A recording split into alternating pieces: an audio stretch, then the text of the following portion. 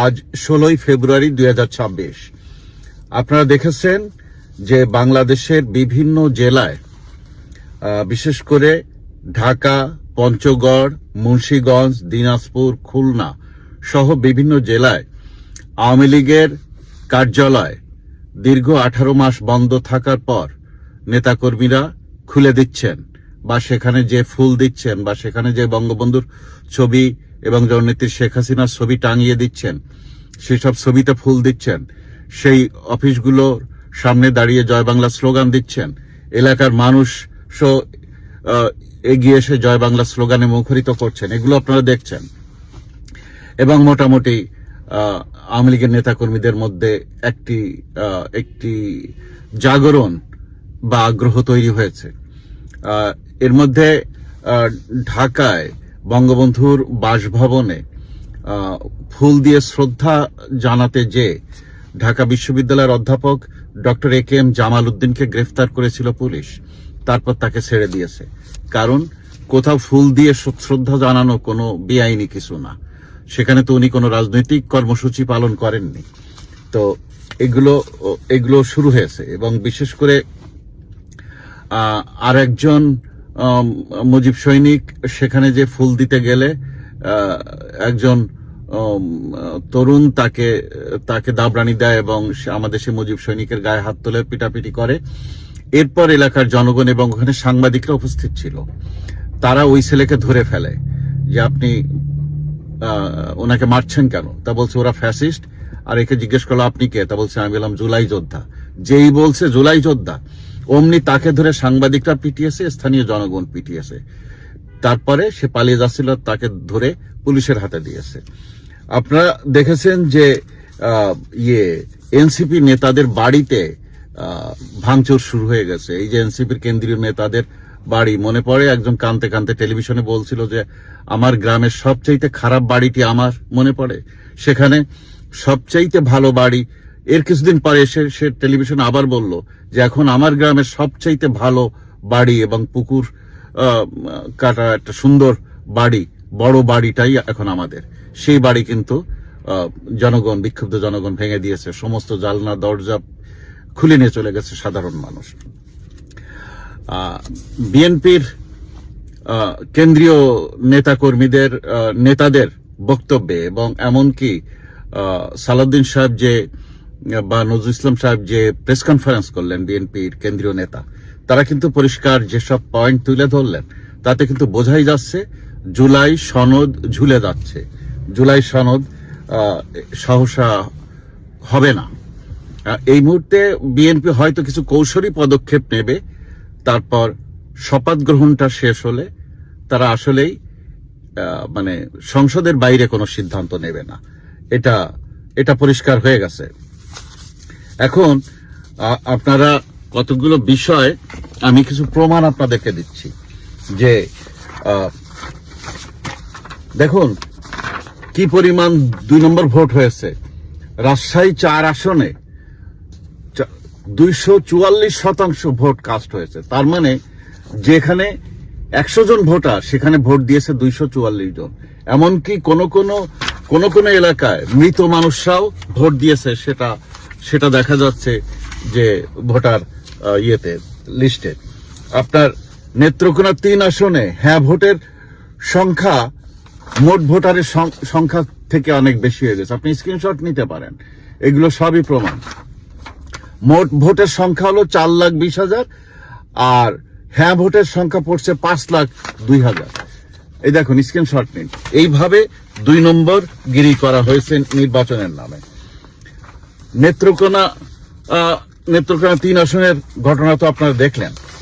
এখন এই যে সব জায়গায় পিটাপিটি শুরু হয়েছে, এটা নিয়ে আপনার কি বলবেন, গার্বেজ শফিক তিনি বলছেন যে দেশব্যাপী যা হচ্ছে আমি এটাকে মব বলছি না, আমি এটাকে প্রেসার গ্রুপ বলছি। মনে পড়ে?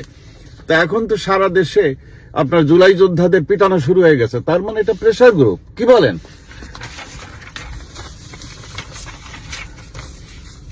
আপনার প্রধান উপদেষ্টাকে যেন দুর্নীতি মামলায় গ্রেফতার করা হয় এবং উপদেষ্টাদের কাউকেই যেন ছাড় না দেওয়া হয়, এগুলো বিএনপির পক্ষ থেকে দাবি তোলা হচ্ছে।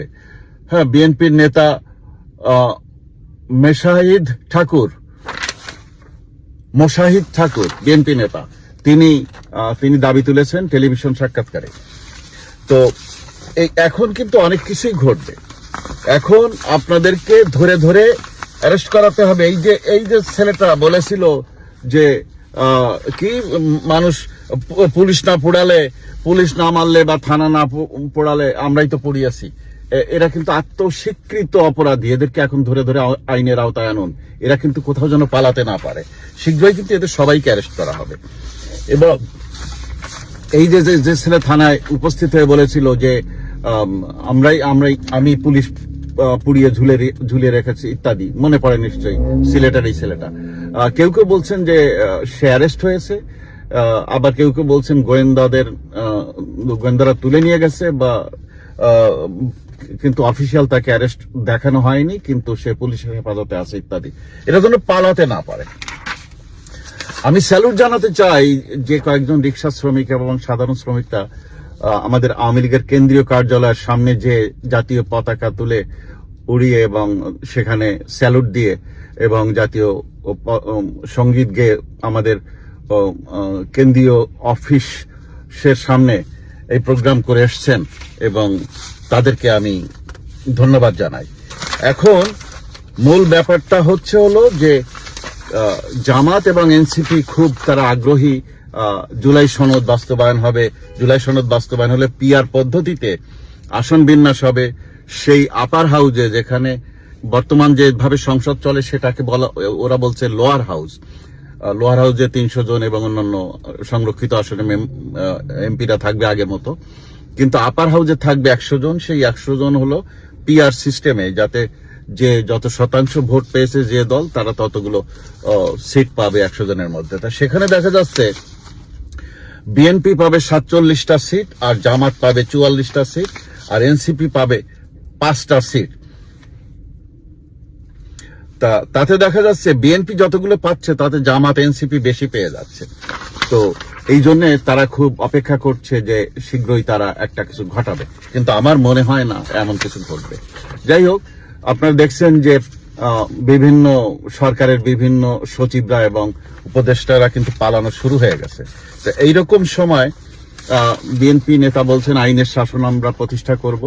তো আমরা সেদিকে তাকিয়ে আছি। এখন আমাদের নেত্রী বলেছেন আইনের শাসন ফিরিয়ে নেই, আমি বাংলাদেশে ফিরব। আমরাও সেই দিনের অপেক্ষায় আছি।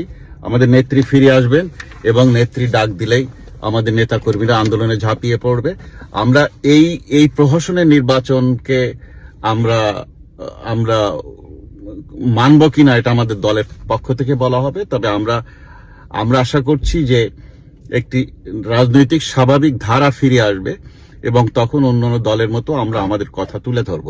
বাকিটা জনগণ ঠিক করবেন এবং পরিস্থিতি বলে দেবে যে আমরা কোনভাবে আমাদের আন্দোলন পরিচালনা করব।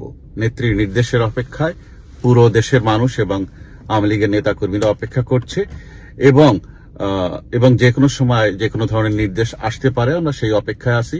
তবে একটি ভালো এবং সফল বাংলাদেশ দেখার জন্যই আমরা অপেক্ষা করছি। প্রিয় দেশবাসী, সাথে থাকুন, কথা হবে আগামীকাল।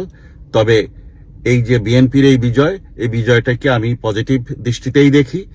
যেহেতু আওয়ামী লীগ নির্বাচনে অংশগ্রহণের সুযোগ পায়নি, বিএনপি সুযোগ পেয়েছে, বিএনপি সরকার গঠন করেছে। এটা নিয়ে অনেকে অনেক কথা বলছে। এখন আমরা টেনে কিছু বলবো না। আমরা তখনই বলবো যখন আমাদের দলের পক্ষ থেকে আমাদের নেত্রী যখন যেটা বলতে বলবেন, আমরা সেটা নিয়েই মানুষের সামনে আসবো। সাথে থাকুন, কথা হবে আগামীকাল। জয় বাংলা, জয় বঙ্গবন্ধু। বাংলাদেশ চিরজীবী হোক।